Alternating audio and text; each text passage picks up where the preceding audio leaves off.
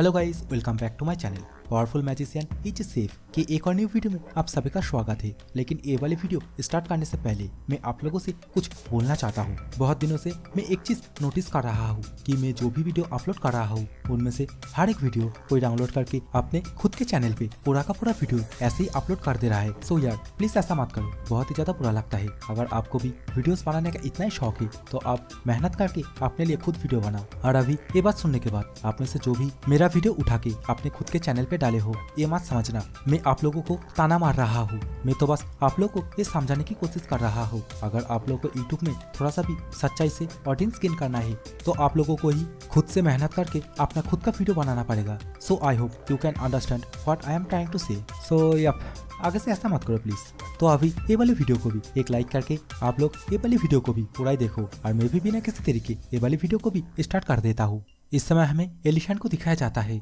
जो कि इस समय ओल्ड मैन से बोलने लगता है अगर ये करने से जंग होने वाला है तो करते हैं। जो कि सुनने के बाद ये ओल्ड मैन भी बहुत ही ज्यादा गुस्सा हो जाता है और अपने शरीर के अंदर से ही डेंजरस सा ऑरा बाहर की तरफ निकलने लगता है।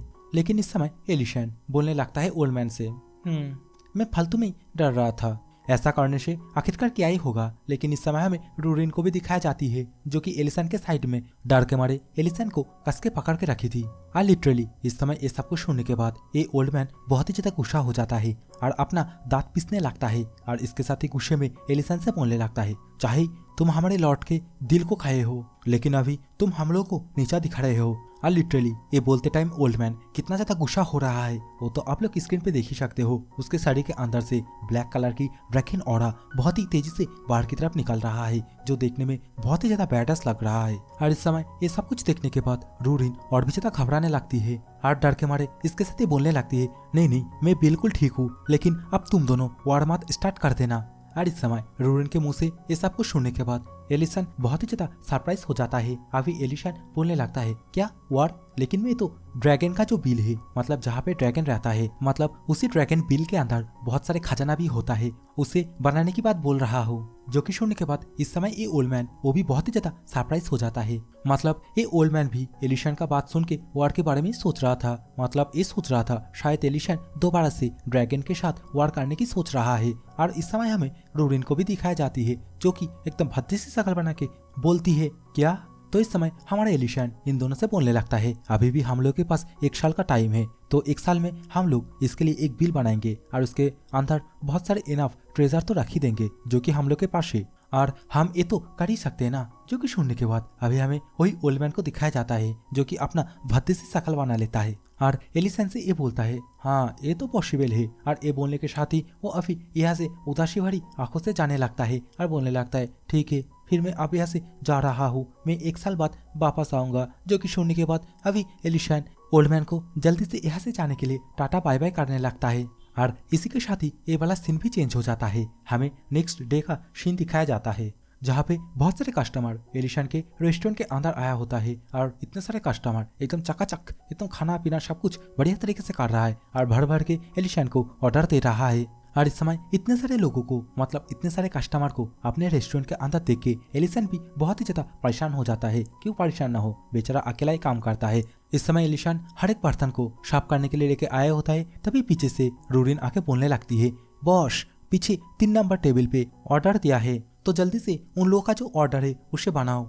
और लिटरली ये सब कुछ सुनने के बाद अभी एलिशन और भी ज्यादा गुस्सा हो जाता है और अपने मन में ही बोलता है, ये सब कुछ ऐसे ही नहीं चल सकता, मुझे किसी भी तरह जितने भी कस्टमर आ रहा है इन सभी का नंबर थोड़ा डिक्रीज करना ही होगा। और इस समय एलिसन का ये सोचते ही ये वाला सीन चेंज हो जाता है। हमें लेमन फॉरेस्ट के अंदर वही माचो मैन को दिखाया जाता है जो कि एलिशन के कहे अनुसार यहाँ पे वही मुर्गा पकड़ने के लिए आया होता है और सामने की तरफ वो पेड़ में मुर्गा को देखने भी लगता है। और इस समय माचो मैन एलिसन से पूछने लगता है, तो आखिरकार ये मुर्गा ही क्यों? तो माचो मैन से एलिशन बोलने लगता है, इस एम्पायर के अंदर कोई भी ये मुर्गा नहीं पकड़ पाता है और कोई भी बेच भी नहीं पाता है, मैं ये मुर्गा तुम्हें सप्लाई दूंगा तो इस एम्पायर के अंदर तुम अकेला ही एक लौते इंसान होंगे जिसके पास ये मीट होगा और तुम पूरे एम्पायर में ये मीट सप्लाई करोगे।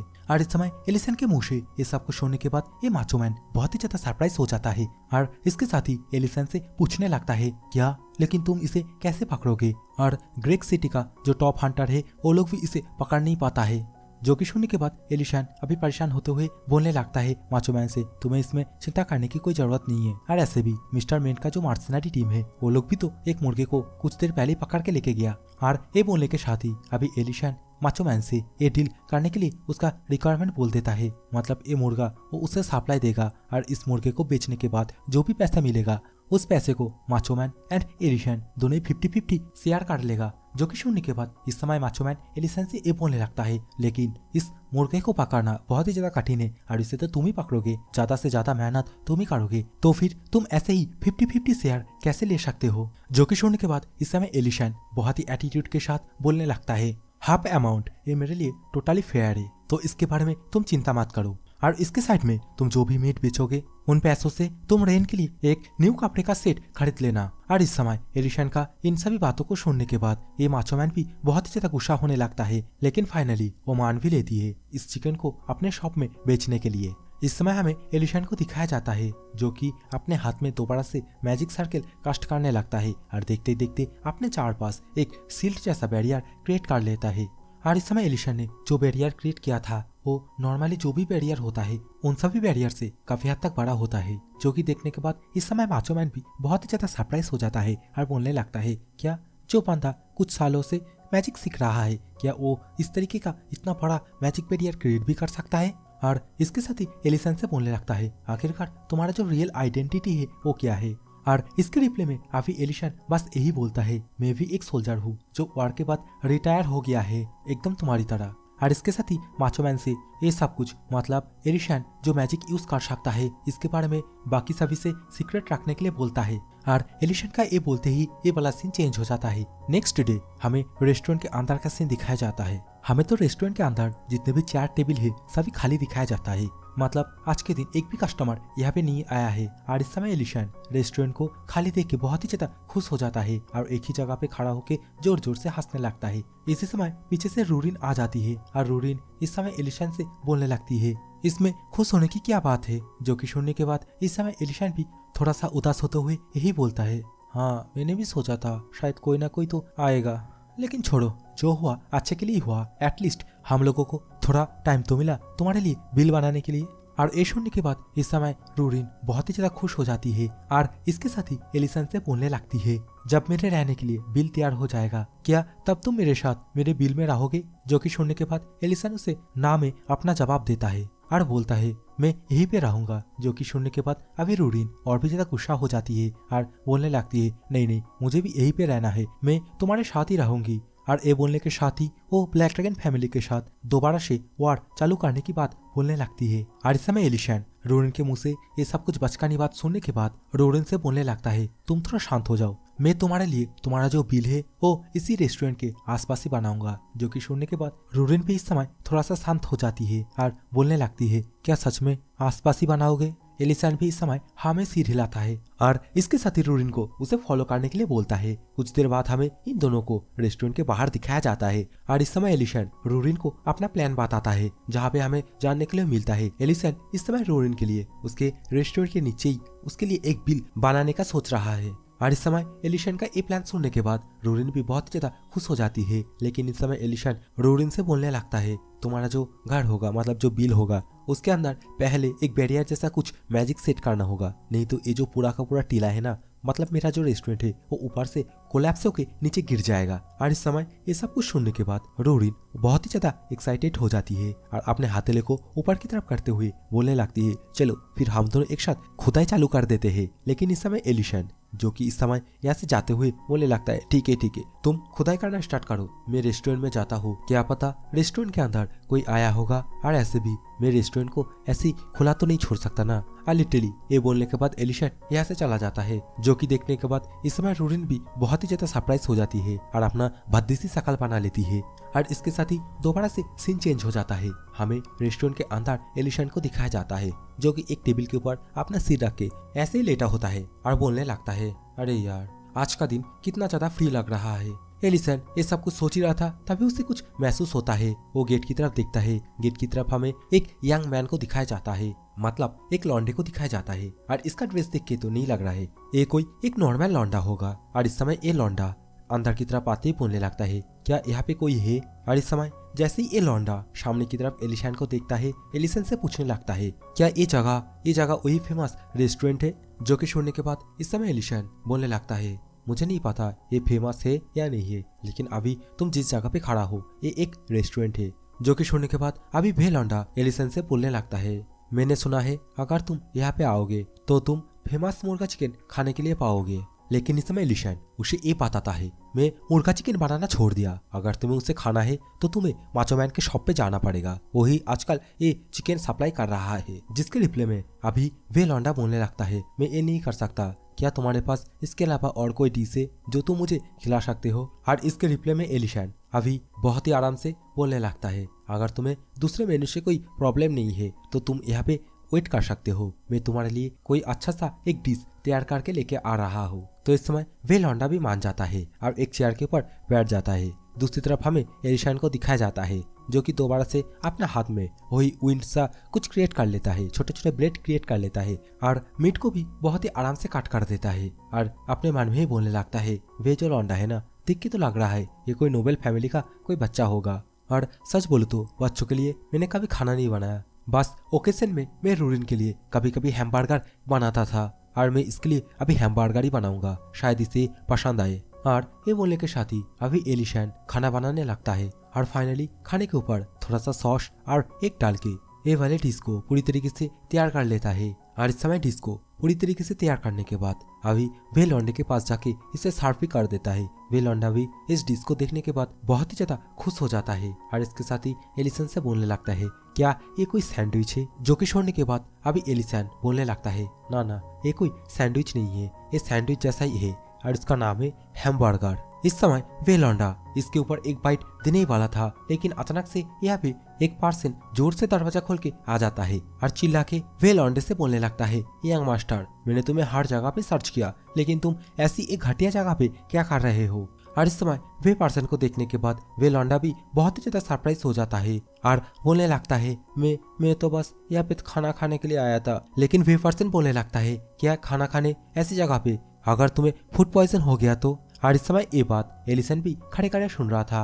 और इस समय एलिसन का रिएक्शन आप लोग तो स्क्रीन पे देख ही सकते हो, कितना ज्यादा गुस्सा हो रहा है। लेकिन आखिरी में जब एलिसन का सबर का भांडा फूट जाता है, एलिसन वे पर्सन से बोलने लगता है, मैं तब से खामोश हूँ, लेकिन तुम्हारा जो भी शब्द है वो बहुत ही ज्यादा घटिया है। जो कि सुनने के बाद अभी वे पर्सन एलिसन से पूछने लगता है, क्या इस रेस्टोरेंट का ऑनर तुम हो? और मुझे नहीं पता तुम अभी जिस पर्सन के लिए खाना बनाए हो उसे तुम जानते हो या नहीं जानते हो। और इसके साथ ही वे लौंडे का इंट्रोडक्शन देते हुए वे पर्सन बोलने लगता है, वे हमारे महाराज का बेटा है और ग्रैक सिटी का पैरून, और वे जो लौंडा है इसका नाम होता है डायरन ग्रैक। लेकिन ये सब कुछ सुनने के बावजूद भी हमारा एलिशन थोड़ा सा भी शांत नहीं होता है। वो बोलने लगता है, सामने चाहे महाराज हो या फिर उसका बाप ही क्यों ना हो, वो अभी मेरे लिए एक कस्टमर है और कस्टमर के लिए खाना बनाना क्या इसमें कोई प्रॉब्लम है? जो कि सुनने के बाद वे पर्सन भी अभी गुस्से के मारे एलिसन से बोलने लगता है, क्या बोला अभी तूने? लगता है तेरा मुंह बहुत ही ज्यादा तेज चलता है। और इस समय माहौल एकदम पूरी तरीके से गर्मा गर्म हो जाता है। जो कि देखने के बाद इस समय वे लौंडा माहौल को शांत कराने के लिए अपने पास से एक गोल्ड कॉइन बाहर की तरफ निकाल लेता है और उसे टेबल के ऊपर रखते हुए यहाँ से जाने लगता है। और इस समय वे लौंडे को यहाँ से जाते हुए देख के एलिशन बोलता है, ये सब कुछ मुझे और भी ज्यादा चिंतित कर रहा है। और वो सभी लोग जैसे ही यहाँ से चला जाता है, इसी समय यहाँ पे रूरिन आ जाती है जो कि एलिसन के प्लान वाइज अपने लिए बिल बना रही थी और इसी कारण उसके हाथ में मिट्टी भी लगी हुई थी। लेकिन इस समय रूरिन जो कि अकेले अकेले काम करने की वजह से पूरी तरीके से एग्जॉस्ट हो जाती है और यहाँ पे फुट फुट के रोते हुए बोलने लगती है, मैं अकेले अकेले और नहीं कर सकती, मेरे हाथ पे बहुत ही ज्यादा दर्द हो रही है। और ये बोलने के साथ ही फुट फुट के रोने लगती है। जो कि देखने के बाद इस समय एलिशन रूरिन को शांत कराने के लिए बोलने लगता है, ठीक है, कल मैं काम करूंगा, लेकिन अभी सबसे ज्यादा एक इम्पोर्टेंट काम आ गया है, हमें जल्दी से टेलीपोर्ट होना होगा। जो कि सुनने के बाद इस समय रूरिन थोड़ा सा शांत हो जाती है और बोलने लगते है, क्या आप आखिरकार कहाँ जाना है? और ऐसे भी मुझे बहुत ही ज्यादा भूख लगी है। जो कि सुनने के बाद इस समय एलिशन अपने हाथ में वही गोल्ड कॉइन को पकड़ते हुए बोलने लगता है, जब हम रिटर्न आ जाएंगे तब तुम्हारे लिए कुछ खाना बनाएंगे। और ऐसे भी वो इस पैसे को यहाँ पे रख के गया है, इसके लिए मुझे ये तो करना ही पड़ेगा। हमें महाराज का कैसल में जाना है। और ये बोलने के साथ ही ये वाला सीन चेंज हो जाता है। हमें एक बहुत ही बड़ा कैसल को दिखाया जाता है। कैसल के अंदर एक कमरे के अंदर हमें दोबारा से वे लौंडे को ही दिखाया जाता है। और वे लौंडा अभी उदास होके बैठा ही था, तभी उसके साइड में एक मैजिक सा पोर्टल ओपन होता है, जो कि देखने के बाद वे लौंडा बहुत ही ज्यादा सरप्राइज हो जाता है। अभी हमें मैजिक सर्कल के अंदर से एलिसन को और रूरिन को, इन दोनों को बाहर की तरफ आते हुए दिखाया जाता है। और इसमें एलिसन अपने हाथ में कागज के अंदर वही हैमबर्गर वे लौंडे के लिए लेके आया होता है, जो कि देखने के बाद इस समय वे लौंडा बहुत ही ज्यादा सरप्राइज हो जाता है। और मैजिक देखने के बाद तो और भी ज्यादा सरप्राइज हो जाता है।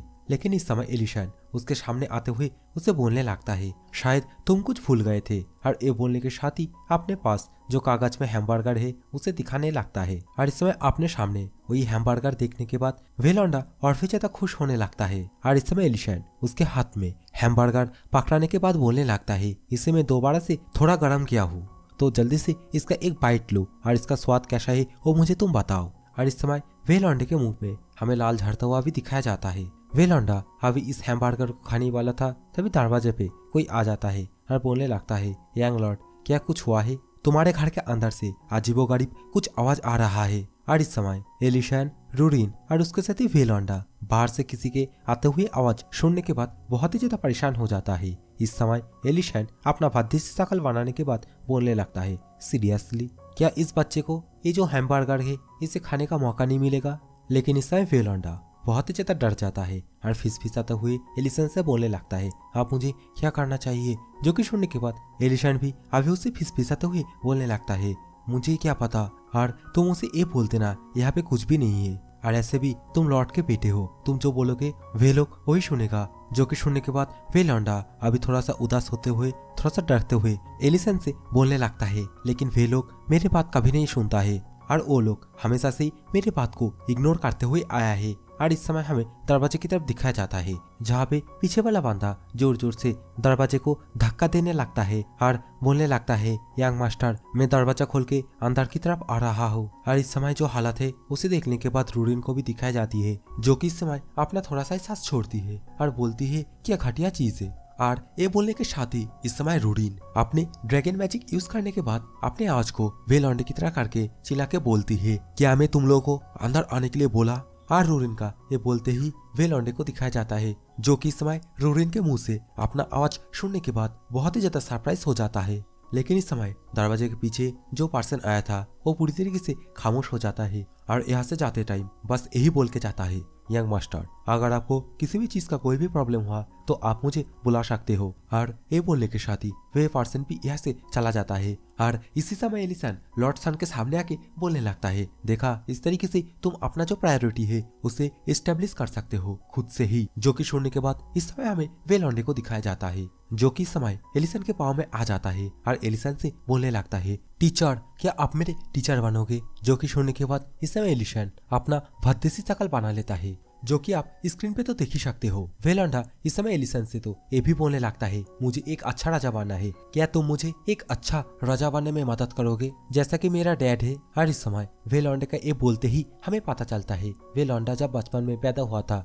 उसी समय इसकी माँ का भी डेथ हो गई थी और कुछ ही दिन बाद इसका बाप दोबारा से एक और शादी कर लेती है, जिसके कारण अभी इस बच्चे को अपनी सौतेली माँ के साथ ही ज्यादातर टाइम एक साथ ही रहना पड़ती थी। जहाँ पे हमें ये भी जानने के लिए मिलता है उसकी जो सौतेली माँ है वो बहुत ज्यादा स्ट्रिक्ट है और उसी का ही कहने के अनुसार ये सभी सर्वेंट मेरे ऊपर इतना ज्यादा कठोर ट्रीटमेंट करता है। मैं अगर उन लोगों से कुछ भी बोलूं फिर भी वो लोग मेरे बातों को पूरी तरीके से इग्नोर मारता है। और जैसा कि ये सब कुछ इसी तरीके से चलते आया हुआ है तो इसलिए मैं यही सोच लिया था शायद मेरे साथ इससे ज्यादा अच्छी तरीके से बिहेवियर नहीं हो सकता। लेकिन अभी जो घटना घटी है उसे देखने के बाद मेरे अंदर दोबारा से एक न्यू होप आया है। और ये सब कुछ बोलने के बाद ही वे लौंडा अभी अपना चमचमाते हुए आंखों से बोलने लगता है, और इसीलिए टीचर तो मुझे सिखाओ मैं कैसे एक अच्छा राजा बन सकता हूँ। और एक क्वेश्चन सुनने के बाद आप लोग एलिसन का शक्ल तो देख ही सकते हो, वो तो बस इस समय अपना भद्दी सी शक्ल बना के वे लौंडे की तरफ ही देखने लगता है और इसके साथ ही बहुत ही ज्यादा परेशान होते हुए उसे बोलने लगता है, लेकिन मैं ये कैसे करूंगा, मैं तो बस एक रेस्टोरेंट का ऑनर हूँ, लेकिन इस समय वेलोंडा एलिसन को समझाते हुए बोलने लगता है, लेकिन ऐसा भी तो कभी नहीं हुआ था जहाँ पे वो लोग मेरे कहे हुए बात को सुना है। अगर मैं वो चीज उन लोग को बोलता फिर भी वो लोग मेरे बातों को पूरी तरीके से इग्नोर मार के दरवाजा खोल के अंदर की तरफ आ ही जाता। और इस समय ये सब कुछ सुनने के बाद एलिसन भी बहुत ज्यादा परेशान हो जाता है और इसके साथ ही अपने मन में ही सोचने लगता है, सच में वेलोंडे के अंदर कॉन्फिडेंस की बहुत ही ज्यादा कमी है। और इस समय एलिसन का ये सोचते ही ये वाला एपिसोड ये भी खत्म हो जाता है। और आगे हम लोग देखेंगे क्या एलिसन उसे एज ए स्टूडेंट वेलोंडे को एक्सेप्ट करेगा या फिर नहीं करेगा। सो अब वीडियोस पसंद आए तो वीडियो को एक लाइक करके जाना और चैनल में पहली बार आए हो तो चैनल को भी सब्सक्राइब करके जाना। So take care, bye bye, love you all.